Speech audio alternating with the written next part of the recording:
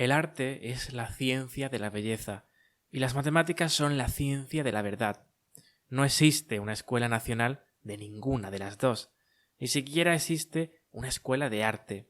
Hay artistas y punto. En cuanto a la fecha de nacimiento del artista, toda buena obra parece perfectamente moderna. Una pieza de escultura griega, un retrato de Velázquez, siempre son modernos, siempre son de nuestro tiempo.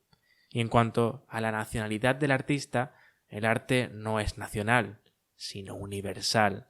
Así que, en lo que respecta a la arqueología, evítenla por completo. La arqueología no es más que la ciencia de inventar excusas para el mal arte. Todo buen arte, como dije antes, no tiene nada que ver con ningún siglo en particular. Lo que deberían hacer ustedes es conocer su época para después abstraerse por completo de ella, recordando que cuando uno es un artista no es el portavoz de un siglo, sino el maestro de la eternidad. Oscar Wilde, Londres, 1883. Hola amigos, con mucha alegría os saludo a todos aquí en esta nueva temporada de La Barraca de Sergio Padilla.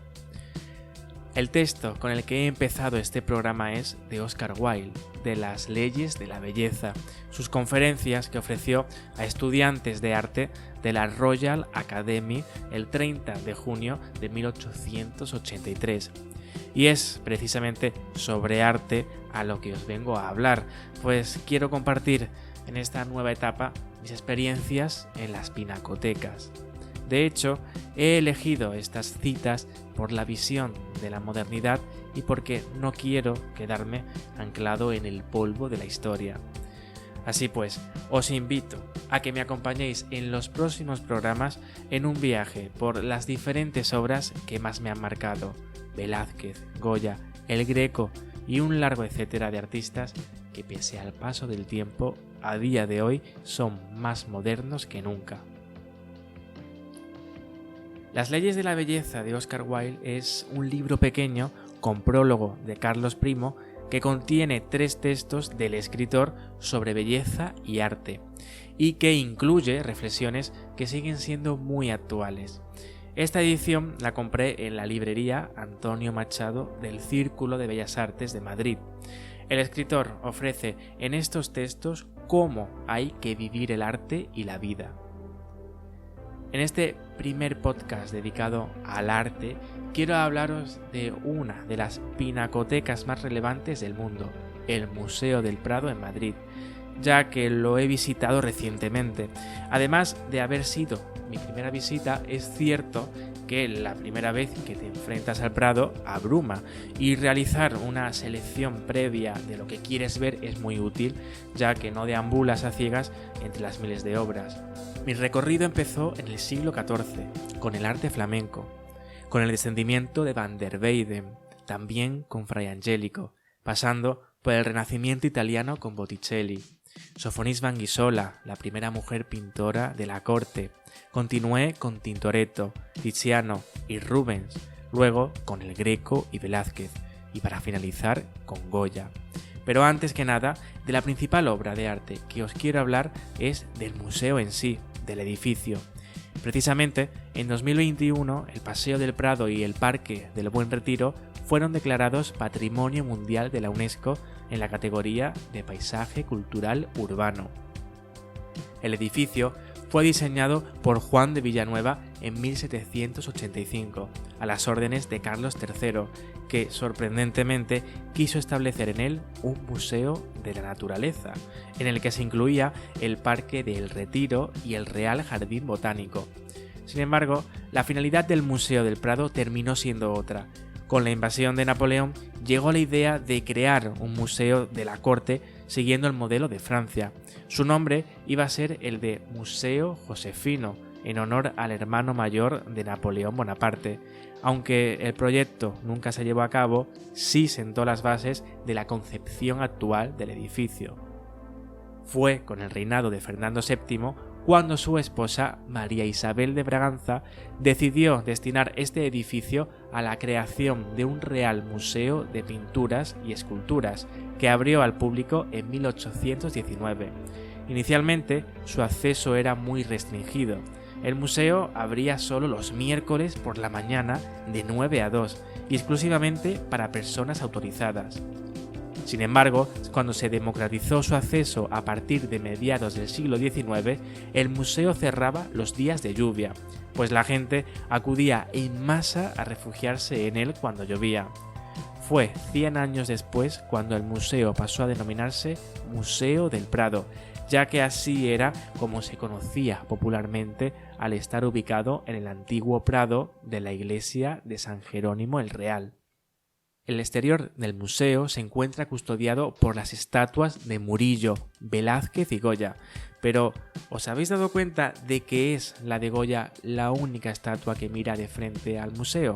Quizás sea porque es el Prado el museo que más espacio dedica al pintor, pues en total cuenta con 152 obras, incluyendo las más famosas de uno de los pintores más grandes de la historia, como bien es Goya. Las grandes colecciones reales fueron el germen de la colección del actual Museo del Prado y comenzaron a tomar forma en el siglo XVI, bajo la influencia del emperador Carlos V. Esta colección fue posteriormente enriquecida por todos los reyes, tanto austrias como borbones, y es gracias a ellos que el museo cuenta con las obras más emblemáticas, como el Jardín de las Delicias de El Bosco o la familia de Carlos IV de Goya. En sus inicios, el Museo del Prado abrió con 311 obras expuestas. A día de hoy se exponen 1700. Lo curioso es que solo vemos una pequeña parte de las obras porque los demás tesoros se encuentran custodiados en los almacenes del museo, que contando con grabados, esculturas, dibujos y pinturas, guardan alrededor de 8.600 piezas. A finales del siglo XIX, el Museo del Prado se encontraba prácticamente abandonado. Tanto es así que sus trabajadores vivían allí mismo y encendían hogueras para calentarse. Para dar un toque de atención a las autoridades, se publicó una falsa noticia de que había un gran incendio en el museo. La reacción de los madrileños ante esta noticia fue de tal estupefacción que el Estado se vio obligado a emprender reformas y dar un nuevo rumbo al museo. Durante la Guerra Civil Española, el Museo del Prado vivió el mayor traslado jamás vivido en ningún otro museo del mundo. Con los primeros bombardeos a la capital, las obras corrían un gran peligro y fue entonces cuando se organizó la mayor mudanza de obras de arte de la historia, que sirvió de ejemplo para los demás países europeos que siguieron este método con la llegada de la Segunda Guerra Mundial.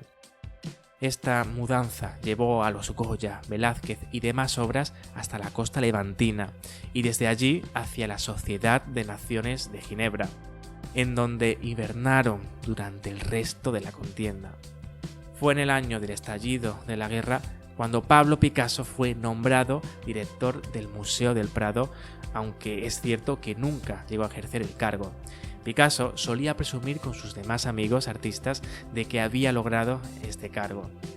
La relación entre el Museo del Prado y Picasso no terminó con su puesto como director, sino que fue en el Prado en donde se enseñó por primera vez en España, en 1981, su gran obra, el Guernica. Este fue el deseo del artista, que quería exponer el cuadro junto a las Meninas de Velázquez, pero por razones logísticas y para respetar la cronología y organización del museo, se exhibió en el Casón del Buen Retiro. En los últimos años, el número de visitantes del Prado no ha parado de aumentar, batiendo en 2019 un nuevo récord con más de 3.200.000 visitantes. Esta cifra habla por sí sola. Existe un interés por parte de la sociedad actual hacia la cultura y el arte. Y ahora más que nunca, ¿seremos una sociedad cada vez más culta? Oscar Wilde, de los atenienses del siglo V a.C. y su relación con sus artistas, dijo: ¿eran entonces un pueblo artístico? Ni siquiera un poco. ¿Qué es un pueblo artístico sino un pueblo que ama a sus artistas y comprende su arte? Los atenienses no pudieron hacer ninguna de estas dos cosas. En los próximos programas compartiré con todos vosotros el fascinante recorrido que realicé por las obras del Museo del Prado. Termino este primer programa con otra cita de Oscar Wilde. Desde el comienzo del mundo nunca ha habido una época artística, ni un pueblo artístico. El artista siempre ha sido y siempre será una exquisita excepción. No existe la edad de oro del arte, solo artistas que han producido algo que es más dorado que el oro.